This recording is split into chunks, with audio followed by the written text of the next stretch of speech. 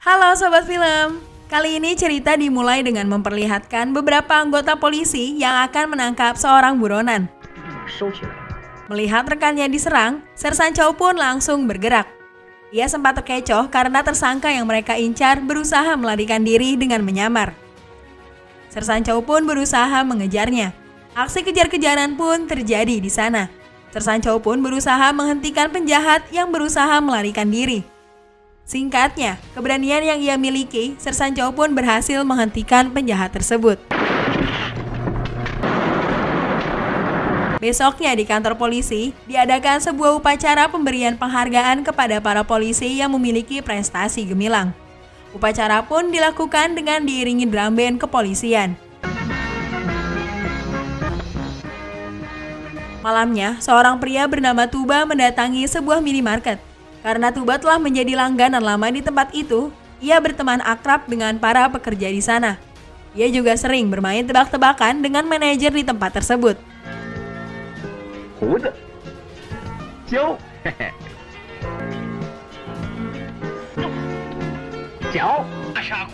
Setibanya Tuba di rumah, beberapa atasannya datang ke sana. Mereka akan melakukan makan malam bersama. Tak hanya membawa istri-istrinya, para atasan juga membawa seorang gadis bernama Mei yang akan mereka jodohkan kepada Tuba. Namun sepertinya Tuba tak menyukai gadis tersebut. Di saat Tuba sedang menyiapkan semua makanan, satu persatu atasannya menghampirinya. Mereka meminta Tuba menceritakan alasan kepada istri-istri mereka kemana mereka kemarin malam. Singkatnya, makan malam bersama pun akan dimulai. Mereka semua sengaja membuat Tuba duduk berdekatan dengan Mei. Sambil makan malam, mereka pun berbincang-bincang. Tuba dicecar pertanyaan oleh para istri atasannya. Awalnya semua alasan yang Tuba sampaikan terdengar masuk akal.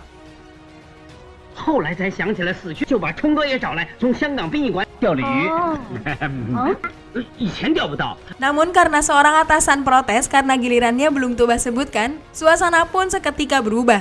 Tuba pun mulai bingung dan berbicara sedikit ngelantur. Hal itu pun membuat istri atasannya menyadari jika Tuba telah membohongi mereka. Mereka semua pun marah dan pergi dari sana. Tuba yang tak tertarik pada Mei pun berusaha membuat Mei agar pergi dari sana. Namun Mei malah mengajak Tuba untuk melanjutkan makan malam romantik bersama dirinya. Sebuah kesalahpahaman pun terjadi saat teman Tuba yang bernama Cheung datang. Meski Tuba berusaha menjelaskannya, Cheung tak peduli karena yang ia tahu Tuba belum memiliki kekasih sampai saat ini. Besoknya, Cheung yang merupakan anggota baru kepolisian akan mulai bertugas. Ia menghadap komandan untuk mengetahui di bagian apa ia ditempatkan. Cheung tampak bersemangat saat melihat rekan seangkatannya mendapat posisi yang bagus. Namun sialnya, Cheung malah ditempatkan sebagai polisi pengantar berkas. Di tempat lain, seorang jutawan Hong Kong bernama Tuan Kim tiba-tiba mendapat ancaman dari seseorang. Mobil kesayangannya tiba-tiba meledak. Tuan Kim pun melaporkan hal itu ke kantor polisi. Dari sebuah rekaman, diketahui jika para penjahat itu meminta uang kepada Tuan Kim. Para ketua polisi pun berjanji akan melindungi Tuan Kim dan menyelesaikan kasus tersebut. Sersan Chow pun akan menangani kasus ini. Tetapi Cheung yang kebetulan ada di sana pun memberikan sedikit masukan. Malamnya, Tuba kembali datang ke minimarket langganannya. Saat ini, manajer minimarket akan digantikan dengan seorang gadis bernama Joanne. Tuba yang belum tahu pun mengira jika sang manajer masih sahabat lamanya. Seperti biasa, ia membuat sebuah tebak-tebakan yang hal itu membuat Joanne salah paham terhadapnya. 请你离开，这里不欢迎你这种人。走。这是热水，这是冷水，开得我不这样是怎么事啊？ Untung manajer lama datang ke sana dan memberitahu jika Tuba adalah pelanggan sekaligus temannya.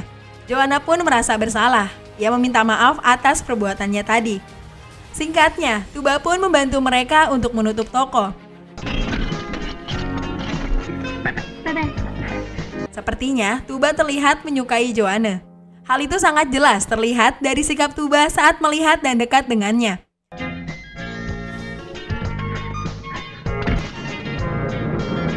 Tuba yang telah sampai di rumahnya pun tak menyadari jika Se-san Chow dan Chae-young berada di sana. Kedatangan Se-san Chow ternyata untuk meminta Tuba membantunya menangani kasus yang menimpa Tuan Kim. Tak ingin rencananya diketahui orang lain, Se-san Chow pun menyuruh Chae-young mendengar musik. Se-san Chow juga tak memberitahukan yang sebenarnya kepada Tuba. Ia tahu jika Tuba adalah seorang yang penakut. Singkatnya, Tuba pun telah berada di sebuah dermaga sambil membawa sebuah koper. Se-san Chow mengawasinya dari kejauhan. Namun saat Tuba sedang menunggu, kekonyolan sempat terjadi karena Tuba mengira seseorang sedang mengancamnya. 这样才风骚吧？帮我们拍张照片。 Setelah itu, Tuba pun mendapat sebuah telepon yang menyuruhnya membawa koper tersebut ke sebuah dermaga kontainer. Tanpa menunggu lama, ia pun langsung bergegas pergi dari sana. Chae-young pun mencoba mengikutinya. Singkatnya, Tuba pun telah berada di tempat yang dimaksud. Supir taksi yang mengantarnya tadi ternyata adalah Se-san Chow. Se-san Chow sempat terkejut karena Chae-young tiba-tiba berada di belakangnya. Chae-young berniat membantu Se-san Chow untuk menghadapi para penjahat di sana. Tetapi sepertinya Se-san Chow tak mau melibatkan Chae-young dalam kasusnya. Karena Chae-young terus memaksa, Se-san Chow pun menyuruhnya mengambil selimut di dalam mobil. Setelah itu, ia membuat Chae-young lengah dan langsung memukulnya hingga pingsan. Sementara itu, kedatangan Tuba di sana telah diketahui oleh para penjahat yang telah menunggunya. Mereka akan bergerak mengambil koper yang dibawa oleh Tuba. Di atas sebuah kontainer, penjahat yang lain akhirnya mengetahui jika Se-san Chow datang ke sana. Tuba tak tahu jika orang yang ditemuinya adalah penjahat karena Se-san Chow tak mengatakan yang sebenarnya. Merasa kesal dengan pria yang ada di depannya, Tuba pun langsung memukulinya. Namun saat penjahat yang lain datang, Tuba langsung ketakutan. Untung Se-san Chow datang tepat waktu. Se-san Chow langsung berusaha menghentikan mereka semua. Perkelahian pun terjadi di sana.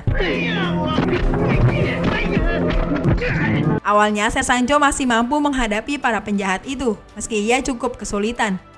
Namun tiba-tiba penjahat lain muncul dan langsung menembaknya.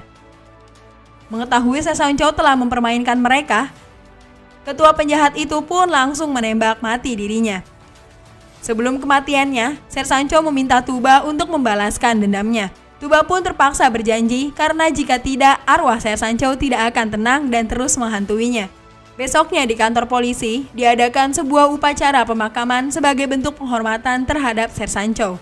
Tuba yang ikut dalam upacara tersebut merasa jika foto Se-san Chow berkedip dan terus memperhatikannya. Tak hanya itu saja, kejadian aneh juga terjadi saat Tuba memainkan trompet besarnya. Ia seperti tak terkendali, dan hal itu membuat komisari marah padanya. Karena akan dipindahkan dari grup drum bandnya, Tuba pun mencoba meyakinkan atasannya. Awalnya tak ada yang salah dengan trompet besar yang Tuba mainkan. Namun entah mengapa, kejadian aneh lagi-lagi terjadi sehingga membuat atasannya benar-benar marah kepada Tuba. Ternyata ini semua adalah ulah arwah Se-san Chow yang mencoba mengganggu Tuba. Sekarang Tuba pun bertugas sebagai polisi lalu lintas yang berpatroli di jalan raya. Kemudian Chae-young mendatanginya untuk menemui Tuba. Di sana mereka berdua pun berbincang-bincang. Chae-young sepertinya iri karena ia tak memiliki pistol seperti Tuba. Di tengah perbincangan mereka, Tuba mendapat info jika terjadi sesuatu tak jauh dari tempatnya. Mendengar hal itu, Tuba dan Chae-young pun bergegas ke sana. Ternyata seorang pria gila telah menyandra seorang wanita menggunakan senjata tajam. Saat Chae-young datang ke sana, pria gila itu menganggap jika Chae-young adalah ayahnya. Pria gila itu pun mulai sedikit tenang dan menaruh pisaunya. Namun saat ia melihat Tuba, orang gila itu pun kembali mengamuk. Ia berusaha menyerang Tuba dan perkelahian pun terjadi di sana.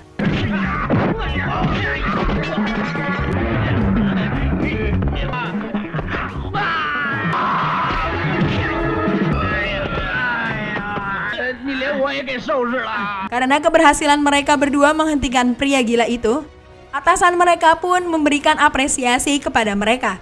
Tak hanya itu saja, Chae-young juga diizinkan membawa pistol dan mulai saat ini Chae-young akan menjadi partner Tuba. Malamnya saat berpatroli, Tuba memberitahu Chae-young jika ia sedang jatuh cinta kepada seorang wanita. Mengetahui jika wanita yang Tuba cintai bekerja di minimarket dekat mereka, Chae-young menyuruh Tuba untuk segera menyatakan cintanya. Meski sempat ragu-ragu, Tuba pun memberanikan diri untuk menemui Joanne. Saat bertemu, Tuba menjadi sedikit gugup. Ia mencari cara agar berani mengajak Joanne untuk pergi berkencan dengannya. Joanne yang mengerti akan maksud Tuba pun menyambut baik niat tersebut. Ia pun tak keberatan untuk berkencan dengan Tuba. Sepulangnya dari bertugas, Tuba pun berdoa kepada leluhur sebagai bentuk terima kasihnya. Namun tiba-tiba, Ser Sang-cho pun muncul di sana. Tuba merasa takut saat menyadari sesuatu yang aneh terjadi di dekatnya. Saat melihat Ser Sang-cho ada di hadapannya, Tuba pun langsung pingsan.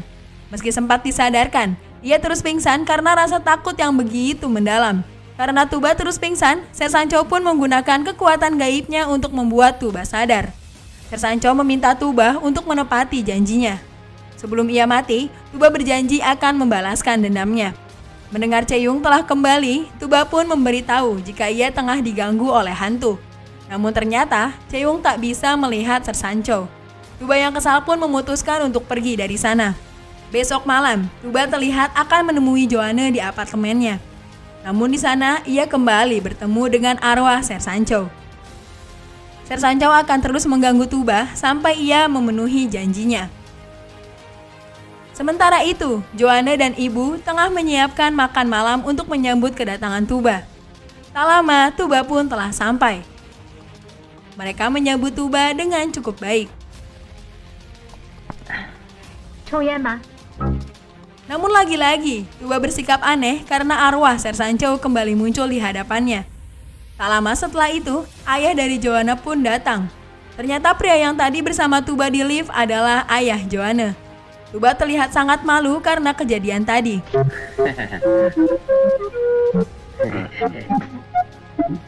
Arwah Ser Sang-cho terus mengganggu Tuba dan membuatnya terlihat seperti orang gila.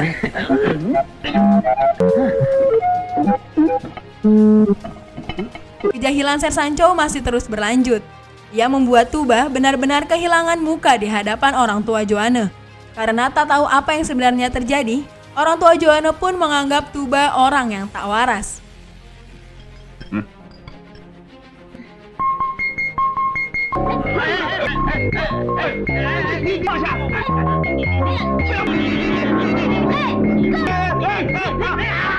Joanne yang merasa kesal dengan sikap Tuba langsung menyuruhnya untuk segera pergi dari rumahnya. Sesampainya di rumah, Tuba pun merasa kesal kepada Ser Sang-cho yang telah mengacaukan acaranya. Perdebatan pun terjadi di antara mereka. Tuba menyesali mengapa Ser Sang-cho harus meneror dirinya. Setelah menjelaskan semuanya pada Tuba, Ser Sang-cho pun berjanji akan membantu Tuba mendapatkan Joanne. Asal Tuba telah memenuhi janji untuk membalaskan dendamnya. Singkatnya, dengan petunjuk yang Ser Sang-cho berikan, Tuba dan Chae-young pun akan menangkap penjahat yang memeras Tuan Kim. Mereka berdua pun mengikuti Tuan Kim yang akan melakukan pertemuan dengan para penjahat itu. Setelah itu, mereka pun mulai mengikuti kepada siapa Tuan Kim akan memberikan uangnya.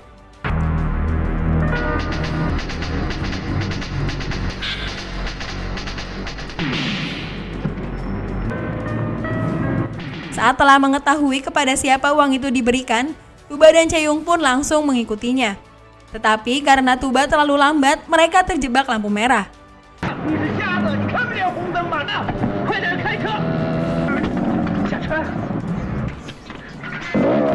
Dengan terpaksa, Chae-young pun merebut motor orang lain agar dapat mengejar para penjahat itu.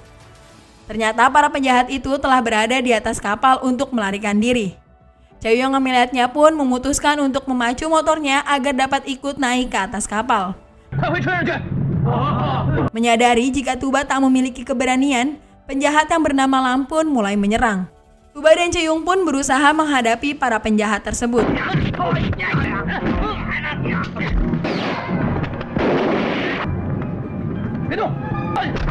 Namun salah satu penjahat memilih untuk melarikan diri. Untung Tuba dan Chae-young berhasil menyandra salah satunya. Singkatnya, Lam pun telah sampai di tempat persembunyiannya. Lam memberikan koper itu kepada rekannya yang bernama Lee. Lee kemudian menyuruh Lam mengamankan uang tersebut sementara dirinya akan menemui ketua mereka. Setelah selesai, Lee dan sang ketua pun bergegas pergi.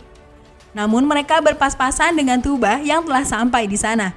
Menyadari jika Tuba mengenalnya, Lee pun langsung melakukan serangan. Pertarungan melawan para penjahat itu pun terjadi di sana. Meski sangat takut, Tuba pun memberanikan dirinya untuk membantu Chae-young.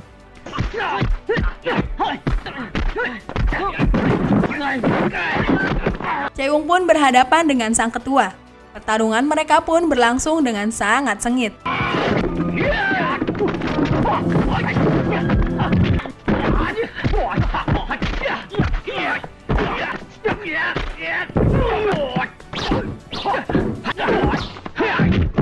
Sementara itu, Tuba bertarung melawan Lee. Ia cukup kewalahan karena Lee sangat hebat dalam bertarung. Meski begitu, Tuba masih terus berusaha untuk menghadapinya.